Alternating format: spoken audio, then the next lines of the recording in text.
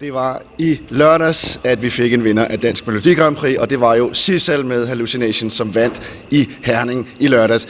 Og jeg sidder her i Stockholm sammen med to af dem, der har været med til at skrive sangen, nemlig Melanie Wehbe og Linnea Deb. Hej på jer! Hej! Hej, hej. Og nu skal jeg jo stille spørgsmålet. Hvor godt är jeres dansk? Alltså den kan bli mycket bättre. Men jag ska vara ärlig och säga ändå att det känns som att jag förstår mer och mer. Och det känns jätteskönt. Och Linnea? Jag för mig lite mer, vad sa du? Nej, men jag förstår, jag börjar också förstå lite mer och mer. Okay. Men for alles skyld, både for jeres og for dem, der sidder og kigger på, så tænker jeg, at vi gør det her på engelsk, hvis det er okay. Let's go! Let's go in English. Okay, Linnea and Melanie, Sissal wrote this song in a songwriting camp arranged by you. Tell me about how did it all come about with the song and everything?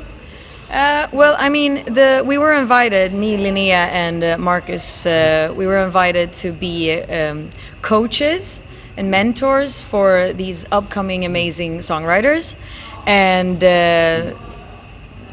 in one room, Hallucination was written. And I remember we walked in and just heard this idea. And I think we all immediately felt that this is something special. I mean, I know you felt it too. Yeah, also at the listening session, I think I said it to like Danish radio. Yeah, you did. I was like, that is the winner. Yeah. Right there.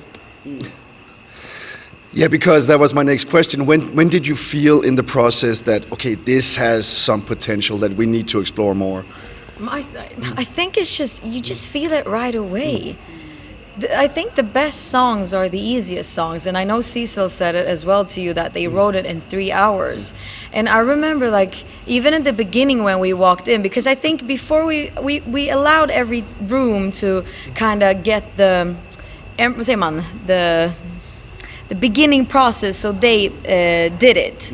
And then we walked in, and I think they all vibed immediately. Also, we pushed everyone, every room. We wanted them to like push the limits a little more, go out of the box, try new things. And I think they just did this beautiful idea. And without Sissal's voice, it wouldn't have been what it is, because she's such an amazing singer. Yeah, I think we all were. When I heard the song for the first time, I was like, okay, if she can pull this off live, this has so much potential. When did you find out? Okay, if we pair this song with her vocals, this is going somewhere. I think it was kind of right away, because I think she told us, if I remember correctly, that she had another song, but when we kind of understood where the song was going, and we went into the room and talked about the arrangement, went through some lyrics and like melodies and stuff, and we just knew that the match, Sissal and Hallucination, was the right match. And I think she felt it too in the room. But it's something you cannot really describe, because it's just something that you can feel. My opinion is, whenever I write something, it's almost like as if the sky just opens and everyone is on the same level page. I don't know what to call it, but I think that's what happened in that room. And both of you are, of course, experienced in winning. I mean, it's the second year in a row that you have won the DMGP as a songwriter, Linnea. You have won Melfest 4 times and also now DMGP 2 times.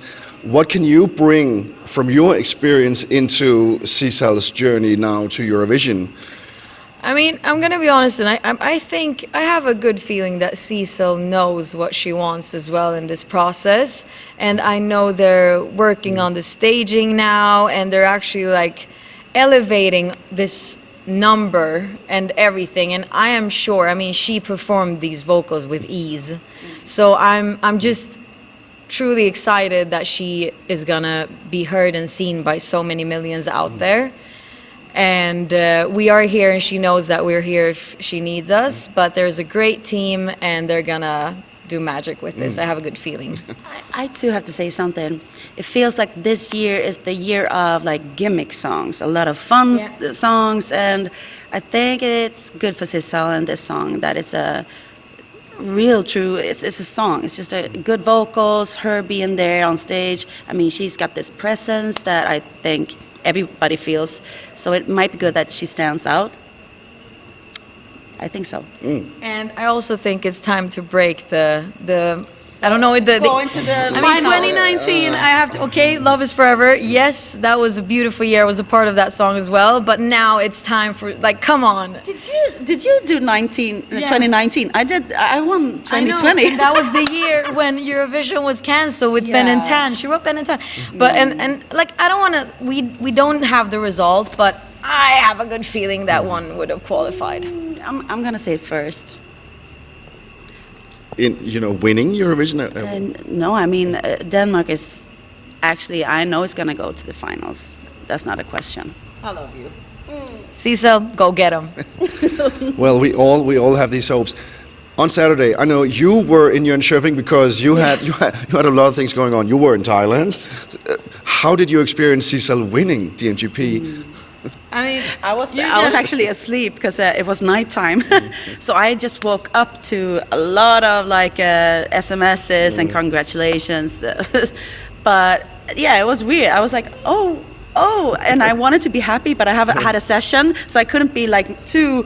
But then nighttime, I had a glass of champagne and I celebrated. Yes. And I saw you posting a story of having your computer in front of you while being in Jönköping, while having to do backing vocals for. I mean, how did you manage? I'm gonna be honest with you that I was really tired the day after, but I think the joy of like seeing performers and artists and women like Sissal, and I had Dolly Style as well going to final in Melodifestivalen, and it's just that joy gives you so much energy. And I don't know, I just love those moments, those confetti moments.